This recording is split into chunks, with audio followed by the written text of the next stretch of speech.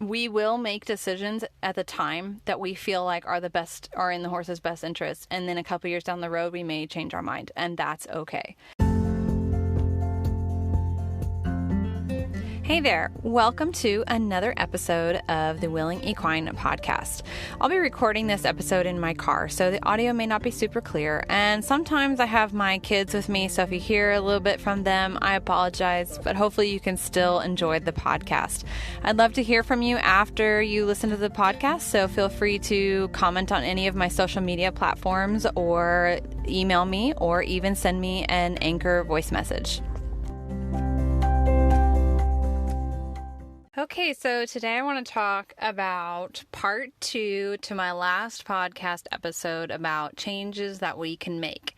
Now, you'll have to forgive me if I accidentally repeat some stuff. I'm trying not to, but due to the fact that I didn't want to go back and listen to my past podcast again, because when we edit these things, it takes so much time and we listen to them over and over and over again until we get them just right and everything. And then that was like 2 weeks ago and I didn't have notes for that episode. So I have no idea what I said.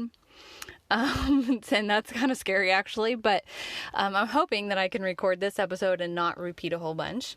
But I do have some really cool ideas from some of you guys that you sent in, and I'm really appreciative of everyone that sent in ideas for this episode. So without further ado, I want to share with you some of the ideas and just to kind of recap what I want to express in this podcast episode. What I want to share with you guys is the idea that we can make changes to improve the lives of our horses without kind of going all in or completely giving up on horse ownership. And I think that can happen really easily when we start to really go down the pathway of trying to be compassionate and understanding and educated horse owners.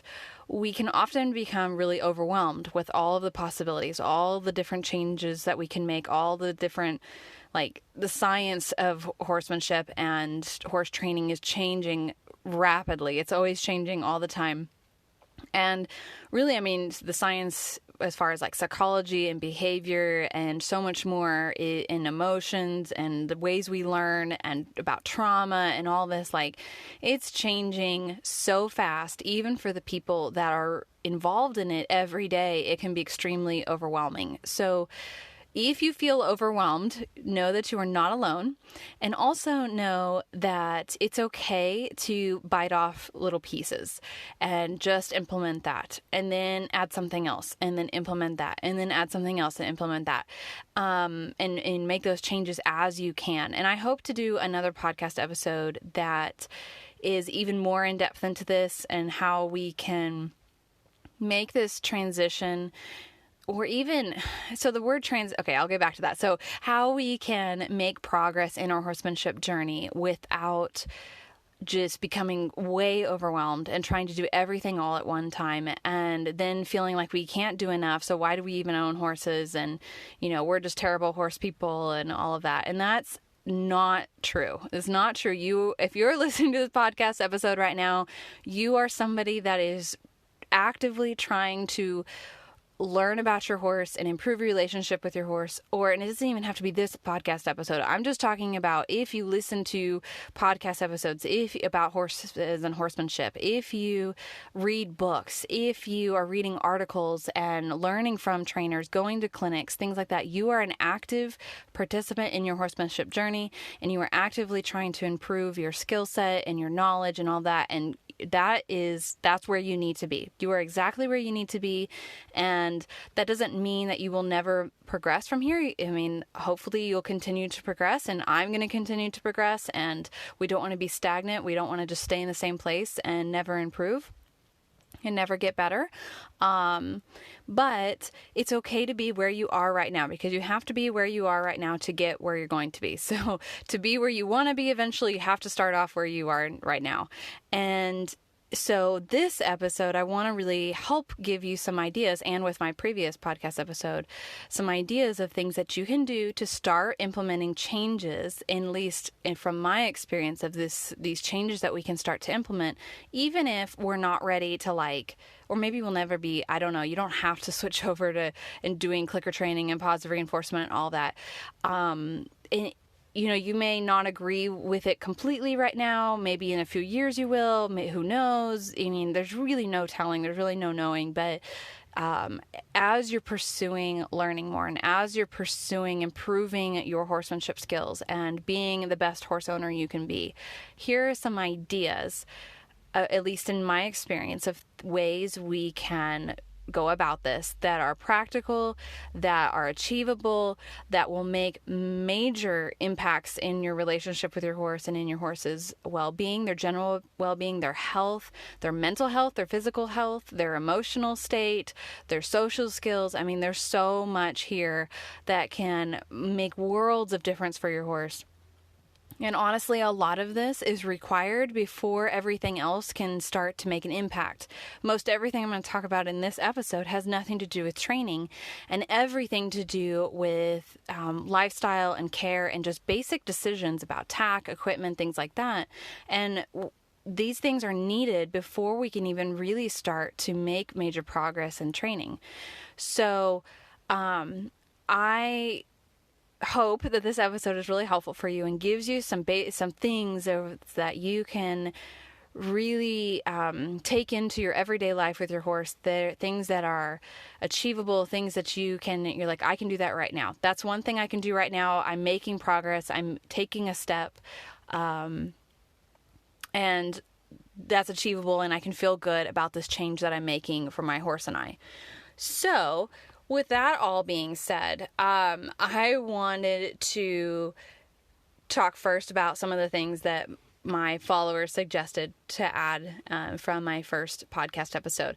One follower, she suggested, because I talked about worming your bits. So this is just one simple way that we can help our horses feel more comfortable about wearing a bit in their mouth. If you're not riding bitless and you prefer to ride with a bit, then sometimes when you live in cold environments, the putting a bit up into the mouth when it's cold can be really uncomfortable for the horse. At least their behavior seems to imply this, and also just common sense would make it seem that putting something really, really cold into a warm mouth would be uncomfortable. So I suggested some different things in my previous episode, but in this one, she suggested using a hair dryer. That's another way that you can help warm up your bit. So besides the warm water, using heating pads, things like that, a hair dryer is another great option to warm up your bit before you use it. And then I also had somebody else point out that that they had never before, from my previous episode, heard about slowly lowering the bit out of your horse's mouth so it doesn't hit against their teeth.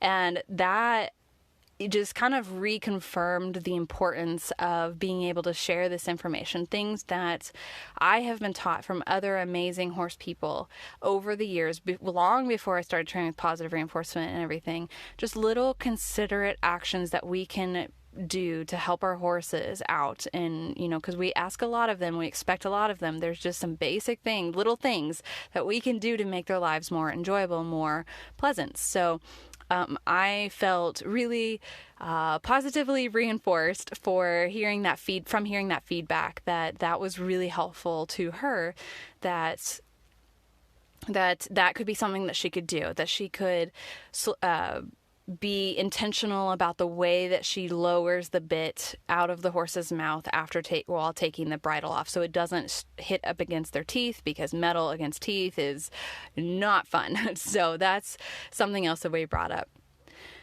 Another idea I had, and actually I may have gotten this I think I got this from another listener, was patting our horses, patting or scratching. Actually, take that back. Not patting. I don't know why I said that. I was reading from a list.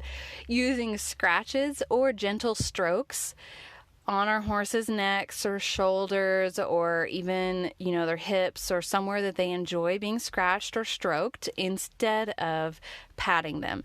So patting, I think, is kind of this word that we use. It seems kind of nice, like, oh, we're patting you on the back. But to a horse, one, we can't be sure that they actually understand what patting means. I have a lot of people tell me that their horses find patting reinforcing and they know it means they did a good job. Honestly, if we were to break it down into a research study and we were to examine different horses and the reinforcing value of a pat versus like a food reward or a scratch or a verbal praise, like which ones would the horse actually find reinforcing? Oftentimes when people tell me this, in their minds, their perception is that the horse is finding value in the pat or the verbal praise, when in reality, the reinforcer is the release of pressure. So you finish a nice big jump round. It was beautiful. It was excellent. You're patting or slapping your horse on the neck. You're so excited. You're worked up and the horse is running around and everything. And it looks all glorious and magazine quality, right? And so a lot of people will say that the horse knows that they're being reinforced, that they did a good job, that this was amazing, good job. But if we were to really break that down with the studying it and knowing how behavioral and learning science works and all of that, what's probably the most reinforcing aspect of that whole situation is the release or the relief from the pressure of doing the jumping round. So they know that they got over all the jumps. It was super fast. They did it. They accomplished it. And now the rider is no longer squeezing, kicking, pulling, all of this stuff, and they get to have their break and they're done. That is most likely, I'm not going to guarantee it, but is most likely the most reinforcing aspect of that entire scenario.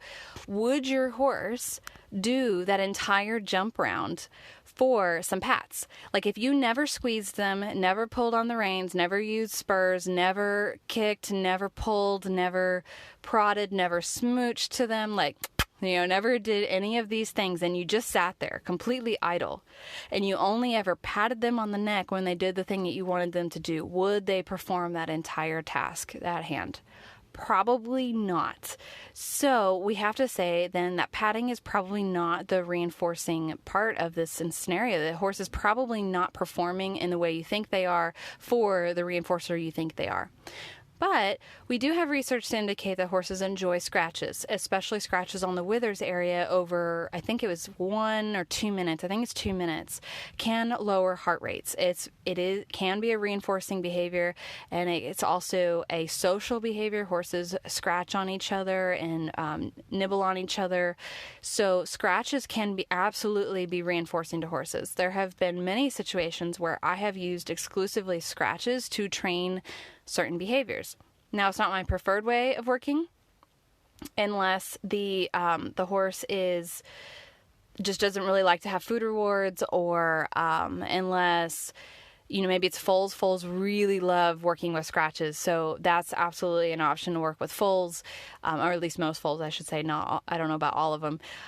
Can't make any blanket statements, but there are horses that will work for scratches, and if you want to give your horse something that's reinforcing to them after a nice jump round, after they've done a good job, all of that stuff, and you want to make sure that your horse really enjoys the thing that you're doing to them or for them as an added benefit for their job well done, I suggest giving them a nice scratch on the neck or the shoulder or the withers area, or stroking them gently versus patting firmly. One last little thing I want to add to the whole idea of patting versus scratching or strokes is that patting our horses often looks very similar to when we hit our horses or trying to shoo them away from us, or, get them to step away from us. So it can be challenging for a horse, if we look at it from their perspective, to differentiate between when we are hitting them because they bit us or they got too close to us or whatever it is, and when we are just trying to pat them. Imagine a head-shy horse that has been struck on the head multiple times. If you were to go and try and pat him on the head, he wouldn't be able to differentiate between, okay, this is a nice, hand raise and putting onto my body repeatedly, versus this is the time that she's hitting me. So for the rest of the body, I think we should give it that same consideration where there may not be a whole lot of difference to the horse. What's the difference between us patting them, even if it's very gently, but more I'm talking about like when we're like, you see those after the big jump rounds, the really like, I don't know, you see sometimes the riders just getting really enthusiastic and excited, like they're slapping their buddy on the back and they're just slapping their horse's neck. What's the difference between that and being struck on the side of the neck repeatedly? So I think we need to take this into consideration. There are a lot of horses are, they're able to eventually figure out and differentiate. But if you've ever worked with a really sensitive horse, a horse that is very sensitive to your every action, your every move, just pays really close attention to your body language, you'll quickly and fast to start learning how they really don't differentiate between when I raise my hand to pet you on the head versus I raise my hand to pet you or to hit you or raise my hand to put a bridle on. Like all they see is the hand is coming up to touch them in some way, and a portion of the time that is not a good action towards them. So they just then assume that every action in that way is going to be a negative one. So we don't really want to be creating that negative association with what we're trying to intend to be a form of praise. So that just kind of one more thing I wanted to add on to that. So another follower recommended idea was not riding every day. And for some of my followers, this may seem like, okay, I barely ride at all, so this doesn't really suit me or benefit me at all. Like I'm already not riding. But for some of my followers, you guys are riding every day. It's the environment we grew up in where we go to the barn, we ride. We go to the barn, we ride. Rinse, repeat over and over again, 5-6 days a week. When I was growing up and even during my young adulthood, I had really big dressage horses and we were competing at high levels and all that. And my horses, because especially since they were stalled, they would work between 30 minutes and an hour under saddle 6 days a week. And one of those days may have been like casual walking around the arena, and we might have mixed it up a little bit, but really it was just a rinse repeat situation where this was just their exercise regimen, their training regimen, and we just rode every single time. Yes, I understand why we do this as far as the muscle development and all that, but besides the possible physical issues that arise with this type of training program, the constant repetitive motion over and over again on the same joints and the same muscles and the same tendons and the same ligaments, so it's just grind over and over again the same way over and over again, and also just the round and round in the arena, the same environment, doing the same actions every day, this can cause a lot of wear and tear on the horse's body. So I personally prefer a more variable training program where we're, out in the grassy field, then we're in the arena, then we're out on a trail ride, then we're going over some small jumps, then we're doing a dressage test, and then we're, doing a quick breeze or whatever. Like I prefer to do something a lot more variable to not wear out my horse's body too soon and cause an increased risk of injury. But beyond that, I think it impacts our relationship with our horses too, because it becomes this very much, it's two-sided. One, the rider, I think, very quickly starts to mentally, their relationship towards their horse is very much about it being like a piece of sports equipment or a machine. It's robotic. It's over and over again. We drill the same things over and over again. And we start to view our horses in this light, that we are always working towards a goal, that their horses just built and designed and programmed to do this over and over and over again, in which can mentally affect us in our relationship towards our horse and get us stuck in a certain way of expecting things in a certain pattern, and then we get disappointed and like all this stuff, and then we don't know what to do with our horses when they're lame, and then this perpetuates the idea of that when your horse can't be shown or ridden anymore, that you have to get rid of them, and it's just this downward spiraling cycle that's problematic in the horse world. But on the horse's side of the spectrum, I think this can cause a lot of emotional and mental problems because they do get stuck in this routine. And while a lot of people will be like, routines are good, they are, but they're also not. If think of routine, like replace the word routine with rut. Like that's a negative way of referring to a routine. It's a rut. It's the same thing over and over again. Your horse doesn't know how to do anything else. You can't be late with their feeding times. You can't take them out of the arena. You can't just enjoy your horse. You can't do anything because all they know is stall to arena, stall to arena, stall to arena. So when they have to go on stall rest or need timeout, or not timeout, they need rest from being ridden, or you try and turn them out or whatever it is, or you try and socialize them with other horses, they lose their minds because they are not equipped to be able to handle this type of scenario, this environment that they are designed to be able to do. So, I think it can mentally really harm our horses and really boxes them in and just creates this repetitive cycle, which is also has a tendency then to encourage stereotypical behaviors like weaving, cribbing. Oh man, there's so many stereotypical behaviors out there, like the concept of cribbing, but there are so many. I mean, tongue sucking. I've seen lip slapping, where they slap their lips back and forth really hard, swinging the heads around. Like there is stall pacing. There's so many stereotypical behaviors that show up because of this type of lifestyle. Now, that's not the only reason they show up, but that is a major cause in them. So some of my recommendations are to one, think about days, like maybe set up a day per week where you don't ride your horse. You still go to the barn, you still spend time with your horse, maybe even your horse still gets exercise, but you don't ride. This can really help your horse start to associate you also with positive things that are not associated with monotonous exercise and stressful environments and things like that. And I think it'll also help you to really connect with your horse from your own mindset too, really looking at your horse as an individual, get to know them, experience what they like and don't like, do something that they enjoy doing for kind of once. But some ideas I have are to go on a hike with your horse. So this is more than just taking your horse out on a hand graze, but absolutely do that too. That's a perfect idea if you want to take your horse out grazing by hand. I'm all for that. But if you can, take your horse out on a hike. Put on some tennis shoes or some hiking boots, get your horse on a lead rope and halter, and just head out on some trails. You don't have to ride. You don't have to go trail riding. You can go trail hiking with your horse like you would a dog. So think of your horse as a dog for one day. This is fantastic both mentally and physically for your horse's health, and also I think for yours as well. Relaxing in the pasture, I mean, who's saying that we can't just drive out to the barn one day and go and sit in the pasture with our horses? I think this is a fantastic way to spend time with your horse, get to know them, watch them interact with their companions, see what they like and don't like. Let them know also that every time you're out there doesn't mean that it's a riding time, that it's that you're going to expect something of them.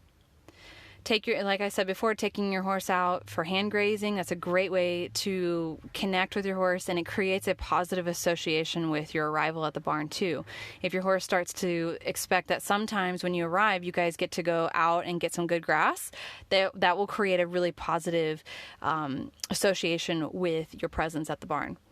And also grooming without riding. Maybe you give your horse some alfalfa or some soaked mash to eat while you groom, but I think it's a fantastic idea just to spend time with our horse, grooming them, taking care of them, and then turn them back out. I think it's a beautiful way to really build a relationship. Show your horse that sometimes your interactions are more social and they're more relaxed and something positive happens while you groom them. It's a great way to take care of your horse's well-being without actually demanding something of them. But make sure your horse likes being groomed. Sometimes horses don't really enjoy being groomed, so you won't be creating that positive association that you were hoping for if your horse actually hates being groomed. And you'll know your horse hates being groomed if they pace around a lot, they snap at you, kick at you, shake their head a lot, and if they wouldn't stand, basically, if you think about it, if they wouldn't stand there voluntarily while you groom them and they would walk off, then they don't actually like being groomed. So that's, make sure that your horse actually likes being groomed before you try this idea, or maybe you try it and you just kind of experiment with it and see what happens. And you could try the first couple of times giving them some food to eat while you're grooming, and they may create a new positive association with that interaction with you. Another really great idea that I recommend, hands down recommendation, fantastic idea, is to teach your horse some tricks. You don't have to start clicker training all the time. You don't even technically have to clicker train. You don't have to stop riding to do this, but if you, like maybe that one day that you come out to the barn and you don't ride, or maybe it's an off weekend day or a holiday weekend or something, teach your horse how to do something fun, like touching a cone or playing fetch. You can teach them to pick up a rag off the ground or pick your crop off the ground, or there's so many things. Fetching a ball, I'd prefer it be a ball over like a crop, but anything. They like to pick up sticks. They like to pick up things, especially if you have a mouthy horse. This is a really fun trick to teach them. You can teach them to smile. The one trick that there's two tricks I don't really encourage people to teach, which is rearing and the Spanish walk. And the reason I don't encourage people to teach the Spanish walk or rearing, it's not because they can't be used or done or taught well, and that it's that because a lot of times when people are playing around with the idea of teaching new tricks, they don't understand the idea of stimulus control very well, which means putting the behavior on cue so that it only happens when cued. And so what can start to happen is behaviors like rearing or Spanish walk just randomly are offered because the horse is looking for that reinforcement. They want to play. They want to keep doing that behavior. And so now you have a horse that is acting in a quote unquote dangerous way when you haven't asked them to do those behaviors. So this can really overwhelm people, and it can be dangerous, and also can land the horse in hot water as far as accidentally or intentionally being punished for the behaviors that they thought were good behaviors. So try and avoid any behaviors that might be considered dangerous to other people until you have a really strong understanding of how to put behaviors on stimulus control. And there are plenty of other tricks you can teach. You can teach backing up, laying down, fetch, smiling. You could teach your horse to say yes and no. There are so many different possibilities of things you could teach. Some other ideas that I'm sure you've heard me say time and time again on my social media, but I'm going to say here, is more turnout time. This is a great way to make a change and an impact in your horse's life that doesn't necessarily require more from you, more effort. You don't have to learn anything new, so to speak. You might have to find a facility that allows for more turnout time, but the more time you can let your horse out of the stall, the better it is for your horse. It will make a massive change in everything. You might find that it miraculously cures some training problems that you were having. Problems that you thought were training related become just cured overnight. Not quite, but over time. It might take a month or two because the horse is able to be out more. And when I talk about turnout time, keep in mind that I'm talking about a pasture or some kind of turnout that has some variability. So it's not just a completely either solid, flat, dry lot with no qualities in it whatsoever. It's just this open space. So basically, or essentially, a very, very large stall. Even a green square little paddock thing can act very much just like an oversized stall to a horse. So try and find turnout where there is turns in the pasture, the fences aren't just this blocked square, that there are novelty things in it. So like maybe there's a little creek in it, maybe there's a hill, there's so many different things. Paddock Paradise is a really good thing to look into. I don't personally have them, but they have really great ideas as far as how to make pastures in limited spaces and how to offer your horse more turnout even when you're operating on like just an acre. I've seen people create areas for their horses to be turned out all the time when they own less than an acre of land. So that's absolutely an option for you. And it can be done pretty cheaply with just temporary fencing and all that. So I realize a lot of you guys board at facilities and they may not be open to this, but just look into it and consider it as an option. And that's a big change that you can make for you and your horse. Along with that is the offering or the ability for your horse to have companions, especially if you can offer them a very stable herd environment where they have horses in their herd that live there all the time, that don't, come and go. One of the challenges that a lot of my students have faced is that the horses will go out into a pasture one day with one horse, then they'll go back into their stall and they're separated from that companion they were out in the pasture with because their stall is somewhere else in the barn. And then they'll go out the next day, maybe with that same horse or maybe with a different horse. And then it's just this constant rotation that is happening and separation of companions back and forth, back and forth. And this is really stressful on horses.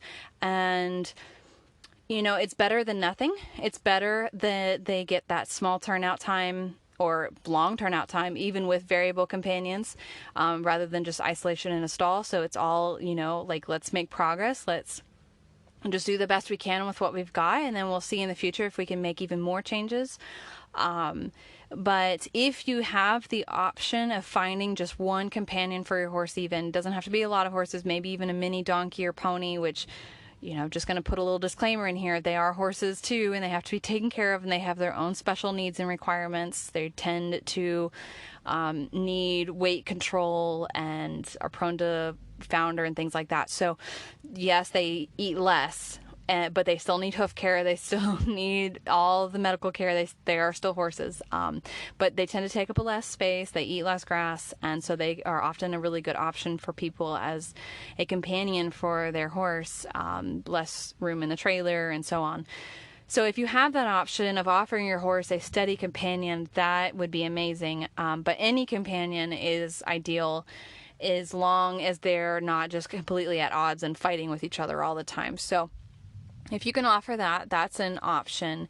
And then also on that note of separating companions, just being mindful of how sensitive horses are to being separated from their herd. And that means the companion that's in the stall next to them. That means the horses that are in their pasture. That's their herd. Or even the horses that are stalled in the barn. Barn sourness, all of this stuff. That often is very much the same as the separation anxiety, because really it's not that sometimes it's because they're actually leaving the barn and it doesn't matter that there are other horses or not in that barn. But sometimes it has more to do with them leaving the horses in the barn to go out by themselves. So being mindful of how stressful this can be for horses is a huge thing you can do for your horse. If you could, when it's your horse's farrier appointment, bring in their buddy at the same time so they don't get separated. If you could make sure the companion is in a pen close to the arena while you're having your lesson. If you could leave your horse something fun, enriching, or yummy to have while you take away the companion, that will help a lot. Just doing what you can to reduce that anxiety that can be surrounded, or that can be a result of being separated from companions, will make a huge change for your horse and will really help your horse out. And it doesn't have to be this crazy thing. You don't have to, maybe your horse doesn't really have like severe separation anxiety, but I do this even for my horses that don't really seem to mind too much about leaving their buddies. I still always try and have a companion nearby. Now, I will intentionally train for making separation a positive experience for the horse, but most situations I would much rather just bring a companion with. I almost never trailer my horses by themselves, unless it's like an emergency or something. But these are just little actions that we can do, little things that we can plan, little, extra steps that we can do to really help our horses out. Diet change is major here. I am very passionate about a forage-based diet for our horses, but, and I could go down this list for a long time. There's one book that's called Feed Your Horse Like a Horse that I highly recommend.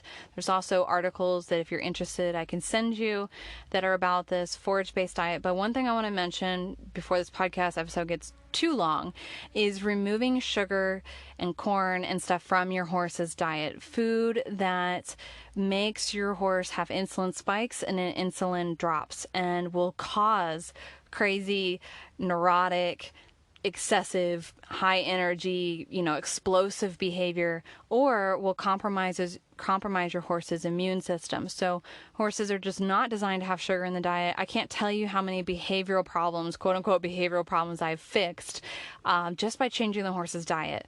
So you may not need a special training consultation, behavioral consultation, and all of these, training gadgets and equipment. You may just need to pull sugar out of your horse's diet and make sure that it's a low NSC diet, meaning that it's, I think it's, I'm not even going into all the technical terms, but that has low sugar content. Test your hay, test your grass, make sure that you're not excessively loading your horse up with sugar that they are not prepared to handle. Even, I'm going to say it, even your hard keeper thoroughbreds and all those other breeds, it doesn't matter. They are all designed to be on a low sugar forage based diet, which then dovetails into they are designed to eat forage 24/7. I think they graze around 17 to 21 hours a day. So if you can, the more forage you can offer your horses all day long, the better. And use slow feeder nets if you need to, enrichment toys, things like that. But your horse should always have food in its stomach. That's another huge,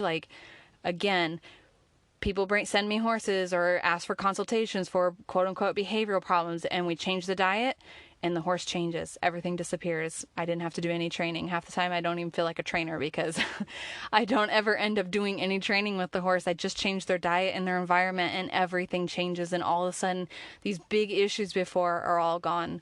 So, okay, so some quicker ideas. Loosening your nose band. You don't need a tight nose band. You should be able to fit multiple fingers in between your nose band.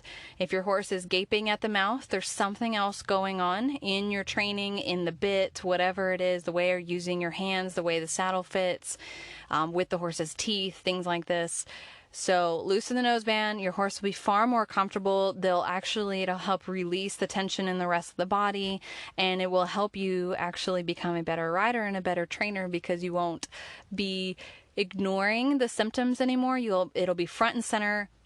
You'll be able to tell when your horse is gaping at the mouth, or sticking their tongue out or whatever, that something's going on and we need to fix it. I actually have a really good experience with this, or example of this, when back in my traditional days of dressage, I used to have a trainer that I had a crank noseband, and I mean, that horse had a dent in its face from how tight that noseband was its whole life.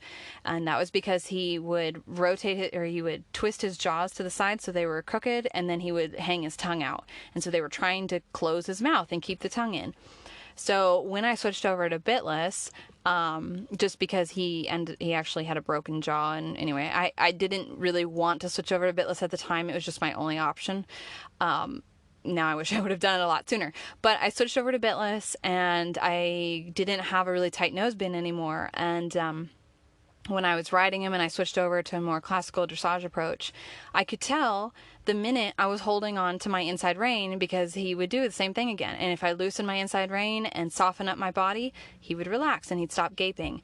And so if I hadn't continued to shush him to quiet his forms of communication, I wouldn't have been able to, or it would have taken me longer to become a better rider. Just by loosening the noseband, I allowed my horse to speak to me, and I was able to become a better rider. So big improvements from a little tiny change. Enrichment activities. I have actually on Pinterest a whole board of enrichment activities. So just go to the Willing Equine on Pinterest, and I have a whole board with ideas of do-it-yourself stuff and stuff you can buy. Big changes can be made from offering your horses enrichment activities in their pasture, in their stall, doesn't matter where it is. Go crazy, crazy. Excite your horse, activate their mental activity. Let's get them thinking. Let's get them out of their shell. Let's get them problem solving. Huge improvements can be made from just this little tiny thing. You don't have to stop riding. You don't have to stop taking traditional riding lessons. You don't have to clicker train. You don't have to go bitless. This is something you can do right now, regardless of where you're boarding your horse, that will help your horse and you in so many ways. One thing that a lot of you guys won't have control over, but if you're ever building a facility or if you're trying to choose which barn to board at, please find somewhere that has stalls that are open and airy and visible. I can't tell you how many barns we have here in Texas that are like concrete jail cells where there are no windows, there are no ways for the horses to see other horses except through the front stall door, but then it's completely graded across the front so they can't hang their heads over. I don't see a difference between this and jail. Actually, I think jail inmates are treated a lot better. and that's fine. I mean, I'm not saying we should treat jail inmates worse, but I'm saying we should be treating our horses, these animals we love, as well as we're treating our jail inmates, prisoners, or better. Let's take care of them. We say we love them. Let's offer them a way to socialize and to look around and be able to see the outside world. Let's try not to wall them up and put them in jail cells. So, if you're stuck at the boarding facility you're at and it's a jail cell type situation, I feel really bad, but I understand. You just do the best you can with what you got right now. Offer the enrichment, get your horse as much mental and physical exercise outside of the stall as possible. Take them out grazing, take them out to socialize, take them on hikes. I mean, if you implemented everything else and then you still had that stall, I think you're doing great. Or if you didn't implement everything else, but then you found them a different stall, you're doing great. So do something, it doesn't have to be everything. Don't beat yourself up. Just do the best you can with what you got right now. Making sure your bit fits is a big one. Talk to your dentist, equine dentist. Make sure that you're not trying to put too fat of a bit inside of a shallow palate mouth, and make sure that your bits aren't causing pinching. I recently read an article about French link bits, where, a lot of people switch over to the French link over the single joint snaffles because, the single joints are supposed to cause the nutcracker effect. Well, the French link ones do almost the same thing, but they have it in two spots. So it's not necessarily a better option, according to this article. Do your own research. I don't really use bits anymore, so I wasn't too worried about continuing down that path. But there are certain types of what kind of look like a French link where there's multiple moving parts, like mylar bits, or one of my favorites is the whatever, however you pronounce. I feel terrible. I probably just so butchered that. KK Ultra is a Hermspringer KK Ultra, and there's no crack, joints. There's no nutcracker effect, and it's really smooth inside the mouth. And the horses I used to use it on, all of them, I used it on all my horses, and they all really did well with it, except for the horses that had really shallow mouths, roof of their mouth. They needed something a little bit thinner. So yeah, anyway, pay attention to the bit, the design, and pay attention to the way your horse's mouth is, because that will dictate a lot of what you can and can't use, and will make all the net world, it'll change everything, as far as you're not going to be able to achieve contact, light, soft contact into the rein if every time your horse hits the end of the rein, it feels the bit, and the bit is causing the nutcracker effect, or is too thick for their mouth. It's going to be painful, or it's going to cause them to gape their mouth, all of these possible options. So if you're having problems with that, check out your bit, and it could make a huge world of difference. Okay, so last point I'm going to make before I end this episode, because I've just rambled on and on and on, is, actually kind of 3 points. And it's about age. It's about horses aging and our time frame and the schedule we put horses on. Weaning at a later age. We are in such a hurry to wean foals. We are in such a hurry, and the research proves over and over and over again how detrimental this is to our horses. Leave your foals with their dams till at least 6 months, but really, honestly, at least 8 months and 10 months, a year, whatever it is. Let them stay. Let them learn to be social. Let them learn to be with the herd. Let them play. Play is so beneficial for their physical and mental well-being, and will really, it can actually really improve their performance later on in the show ring if they learn how to move and carry their body and balance and just get to experience life. Imagine the difference between an athlete who is out there moving and out on uneven terrain and just getting to experience movement at all different ranges versus an athlete that goes onto the treadmill and then goes right back into bed and then to the treadmill and then to bed and then the treadmill and then to bed. Like, that is a terrible idea. This is a terrible idea, and yet we do it to our horses. Anyway, that's kind of back to the stall and the arena situation. But this plays into it because there's so many benefits. If there are any breeders listening to this podcast episode and any people that are choosing when to buy their horses, you may even be able to pre-purchase your foal at 6 months and ask the breeder to board your foal with its mother for the next 3, 4, 5 months. I've seen a lot of people do that, and that is absolutely an option. Don't be in a hurry to pull your horse away from the herd. And then starting your horse later is extremely beneficial. I could do a whole episode on this. It should be very, very gradual, and I'm not talking about taking your 6-year-old out of the pasture and then working them hard and putting them straight into the show ring. That's not what I'm talking about at all. You should start your 6-year-old as slowly as you would start a 2-year-old, or some people a 1-year-old. But maybe you're not wanting to wait till 6. That's fine.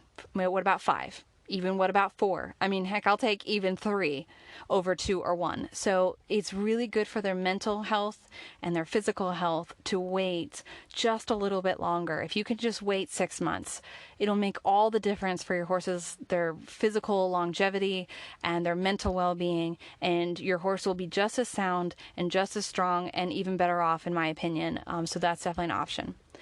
And then last thing I want to mention is, and this is going to be a little bit controversial, so I'm going to end the podcast episode with this one, is retirement for horses. Please, 2 things. Let them retire. Horses at a certain age should be allowed to retire. They've done good work. They've worked hard for us. Let them be a horse. They don't need a job. They don't need to go round and round in the arena. They don't need to be ridden. If they're used to a stall to arena type situation their whole lives, they will need a very gradual reconditioning out into the real world kind of situation where they learn how to be in the pasture, they learn how to be around with companions and all that. But it is healthy for them, it's good for them, and it's good for their joints. It's actually really good for seniors to move a lot. It helps with their arthritis, it keeps it at bay. Horses with kissing spine, all this stuff. Movement is excellent. So putting them in a stall is not the healthiest way of taking care of that. So if we can retire them and let them rest, let them be a horse, they've done good work, but do it in a gradual way so we don't put them through the trauma of just taking them from everything they've known and then throwing them out into the pasture. That is something I think we can do to improve our relationship with our horses and to take a step in our horsemanship journey towards ethical practices, towards making our horses' lives better, even if it's at the very end of, whatever their lifespan or whatever. Like, let's give them that end. And then also to add on to this, put your horses down. I know people are going to just like, what? She just said that. If your horse is lame and you don't know if he will ever recover, if your horse is old and really can't be in a hard-working program, and if either of those 2 options, if you have the ability to retire your horse in an ideal environment where you can keep tabs on them and you can take care of them and all of that, great. Do it. That's amazing. Let your horse retire and let them enjoy their end of their lives. But if you can't afford to do that, and if you don't have that option, or you're not willing to do that, I personally think the better option then is to put the horse to sleep peacefully rather than subject them to the possible just the stress of changing an environment, changing herds, changing owners, changing everything they know, possibly ending up in at the auction house, changing homes over and over and over again and losing track of them. I've talked about this before on my podcast, so definitely check out that episode. I'm trying to remember which episode it is, but I can't honestly. But I've talked about it before on here about retiring horses, and why you should keep I think the episode is why you should keep your horse, or we can learn from them, or something like that. And I am a huge believer in keeping your senior horses and letting them continue to teach you, even if they can't be ridden every day, even if they can't go win ribbons. My senior horses teach me so much every day, and I love them. They are amazing. They teach my students and just from the ground, they're not ridden anymore. So I say they're living the good life, which is pretty much the life all my horses are kind of living. I try to make it that way. But they just get to teach ground stuff, and nobody ever rides them, and they just get to enjoy that. But like if I was in a limited situation, or if one of them were to get severely injured and it was going to be a painful recovery, or I don't know what, and if I was being forced to rehome them or something, I would probably consider euthanizing them, just so they ended their life on a good note. It was happy, it was pleasant. They went to sleep around with all their companions, and they never knew a day of stress in the end, and that was that. Like, I think that is the most ethical decision we can make for our senior animals in certain circumstances. And so a lot of you are not going to be dealing with that situation right now, but that is something we can do. A decision we can make to improve our horse's life, and to make a small change in how we operate, how we do things. That doesn't mean we have to give up everything. It doesn't mean we have to change everything we've done or are doing. We don't have to do anything else, but if we can just make that small decision, it's an important one. So I feel like it belonged in this episode because it was a change that we can make without having to give up everything, without having to change our entire practice, without having to close shop to teaching lessons and give up showing and all of that. Like, we don't have to do all that. We just have to start making decisions that are with the horse's best interest in mind. And that's kind of what I'm trying to encourage. Okay, guys, that's it for this episode. I probably won't do a part 3, but if I get enough recommendations or hear enough things, I might consider one. Let me know what you think, though. I can't even talk. I'm done this episode. I'm done. I'm actually cooking in my car right now because I didn't want to go inside because my kids are all loud, and don't worry, they have a sitter and everything is fine. But so I came out into my car where it's quiet to record this episode because I promised myself I would do a podcast episode every other Tuesday, and here we are. It's Tuesday at 3:30 p.m. and I got to get this done and edited and up. So I'm sitting in my car and roasting. So I am done. My brain's not working anymore. But I hope this episode was helpful, that it gave you some ideas of some things that you could possibly implement right now. You don't have to change everything. You just have to start making decisions that are with the horse's best interest in mind. And sometimes I want to kind of put this out there. We will make decisions at the time that we feel like are in the horse's best interest. And then a couple years down the road, we may change our mind, and that's okay. I've done it so many times. I have lists and lists and lists and lists of things that I have done where now I don't think that was in the horse's best interest, but I did what I knew at the time and what I could do. And I, know better, do better kind of situation where I'm just learning. I'm constantly learning. I'm constantly evolving. My horsemanship journey is evolving all the time. There are probably some things in this podcast episode that I might change in a little while. And honestly, that kind of gives me some anxiety because then I'm never this is fact. This is I know for a shadow of a doubt that this is the best way to do this. And this is it. This is the answer. And everything else is just not acceptable. It's honestly a lot easier to operate with that frame of mind where when you know something, you know it, and it is the truth and nothing else compares. And, get back, devil, everything else is blasphemy. It's honestly so much easier to operate that way sometimes, but it shuts down the learning process. It prevents us from evolving and improving our horsemanship skills, and it alienates people, and it's also, I think, stressful in a different sense. It creates this sense of, I've said sense way too many times, but it creates a need to defend what we believe and to drive it home and to make sure that everybody else understands how wrong they are and how right we are. And so, while I could go on a whole tangent about that as well, Are you getting the picture that I have lots of possible tangents I can go down? Bunny trail heaven in my brain. But if we're looking at what's in the horse's best interest, it's in the horse's best interest for us to do the best we can right now with the information we have, and to constantly be looking to improve and add on to that information that we have. So I try and think of it as, it's not that I'm going to regret everything that I've done right now or in the past, or that I will have done something wrong or bad and now I believe differently, but rather that I'm going to add on to that information, that I'm going to take.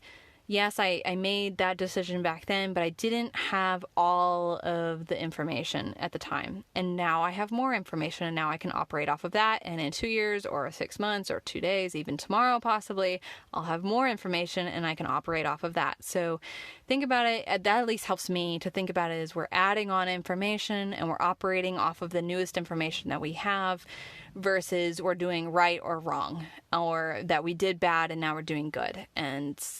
And how do we know that right now what we're doing good is when, 2 years we're going to look back and be like, oh my gosh, that was terrible, So that just creates this cycle of just worrying. Like, I should know because I've been down this is actually really hard for me to do. So I'm kind of talking to myself right now, as much as I'm kind of sharing with you guys the journey that I've been on, where I have beat myself up again about stuff in the past. I've also, with any new piece of information, any new thing that I know and understand, I'm like, this is it. This is the Holy Grail. This is the truth. I must share the truth like this, and everything else is wrong and incorrect, and I must fight against that.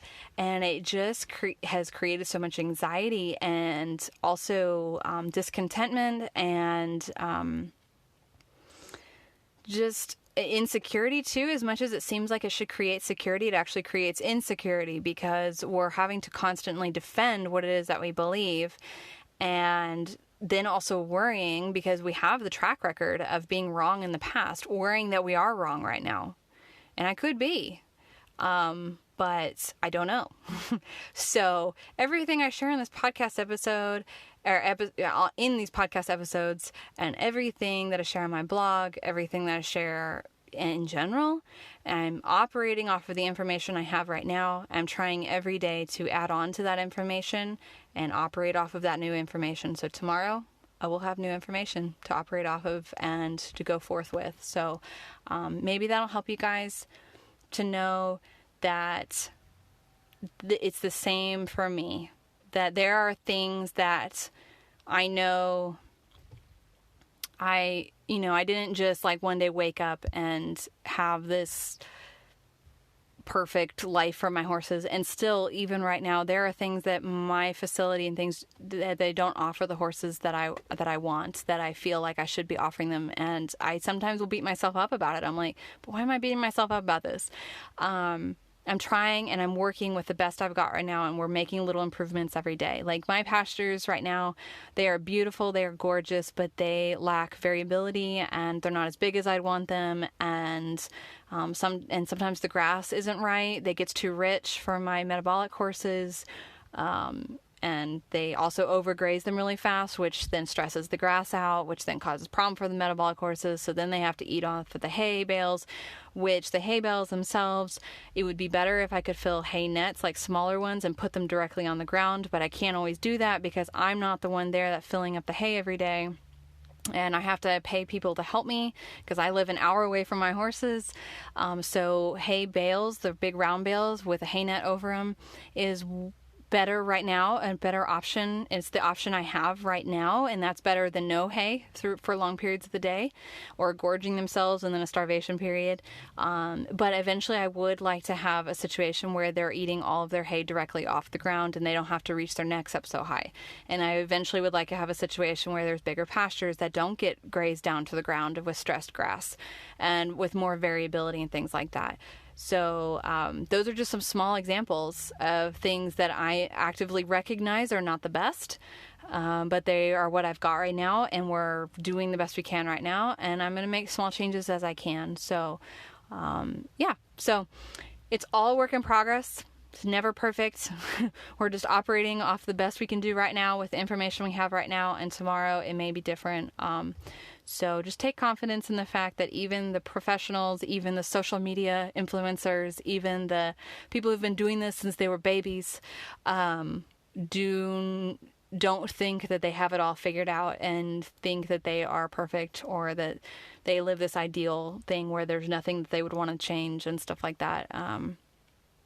That's absolutely not true. And if they tell you that's the case, then you might want to steer far, far, far away and stay away.